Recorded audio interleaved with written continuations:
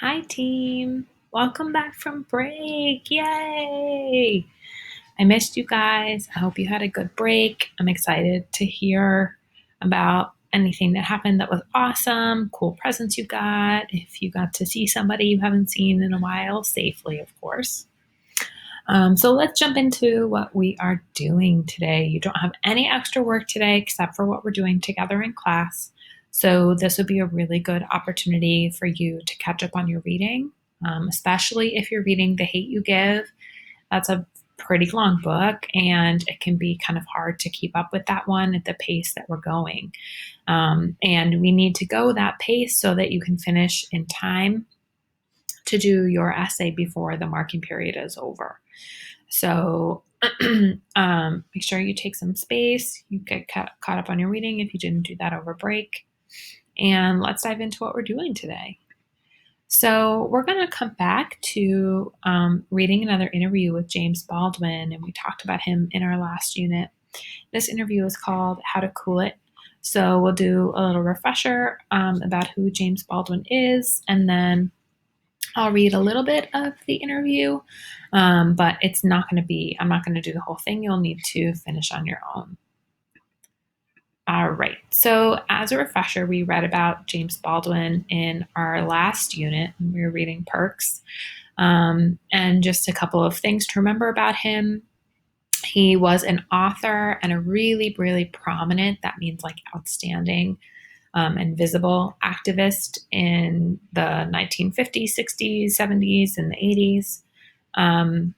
He was one of the first authors ever and one of the first Black authors to feature Black gay main characters in his books. That was an intersectionality of folks that was really not visible before, and we still need more representation of that, but he was one of the first. He was also one of the first really well-known Black people to be out as gay. So he's amazing. He's done so much work for visibility and representation. So we're going to read an interview with him that took place just after the assassination of Martin Luther King Jr. in 1968. We'll read a little bit of background before we do the actual interview, and you're going to notice it says republished. That's because the magazine this is from republished the interview in the spring of 2020 when the Black Lives Matter protests were at their height. So let's get to it. So you're going to go into your iLearn and you're looking for 2.3, How to Cool It. All right, so take a second to get that ready to go. All right, so I'm going to go ahead and get started reading here. In Esquire's July 1968 issue, published just after the death of Martin Luther King Jr., the magazine talked to James Baldwin about the state of race relations in the country. We republished the interview in full, and his words are incredibly relevant today. Esquire: how can we get Black people to cool it? James Baldwin: it's not for us to cool it. Esquire: but aren't you the ones who are getting hurt the most? James Baldwin: no, we are only the ones who are dying fastest. Can we still cool it? That depends on a great many factors. It's a very serious question in my mind whether or not the people of this country, the bulk of population of this country, have enough sense of what's really happening to their Black co-citizens to understand why they're in the street.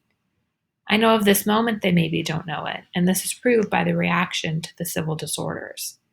It came as no revelation to me or to any other Black cat that white racism is at the bottom of the civil disorders. It came as a great shock, apparently, to a great many other people. What causes the eruptions, the riots, the revolts, whatever you want to call them, is the despair of being in a static position. So static means still. The despair of being in a static position, absolutely static, watching your father, your brother, your uncle, your cousin, no matter how old the Black cat is or how young, who has no future. And when the summer comes, both fathers and sons are in the streets. They can't stay in the houses. I was born in those houses, and I know. And it's not their fault. From a very short range approach, what should the federal government do right now to cool it off? What do you mean by the federal government? The federal government has come to be, in the eyes of all Negroes anyway, a myth. When you say the federal government, you're referring to Washington, and that means you're referring to a great many people. You're referring to Senator Eastland. Again, remember this is 1968. You're referring to Senator Eastland and many people in Washington who, out of apathy, ignorance, or fear, have no intention of making a move at all. You're talking about the people who have the power, who intend to keep the power. And all they can think of are things like swimming pools, in the summertime, and the sort of made up jobs to simply protect the peace and public property. But they show no sign whatsoever of understanding what the root of the problem really is, what the dangers really are. They have made no attempt whatever, any of them, as far as I know, to really explain to the American people that the black cat in the streets wants to protect his house, his wife, and his children. And if he's going to be able to do this, he has to be given his autonomy, his own schools, a revision of the police force in a very radical way. It means, in short, that if the American Negro, the American black man, is going to become a free person in this country, the people of this country have to give up something. If they don't give it up, it will be taken from them. If the American Negro, sorry, that was a typo. All right, so let's pause here and answer our first question. So it asks, Baldwin says that the people in the let me start that over. Baldwin says that the people in government have no intention of making a move to support Black communities. Do you agree? Why or why not? So pause the video and go ahead and answer that for yourself.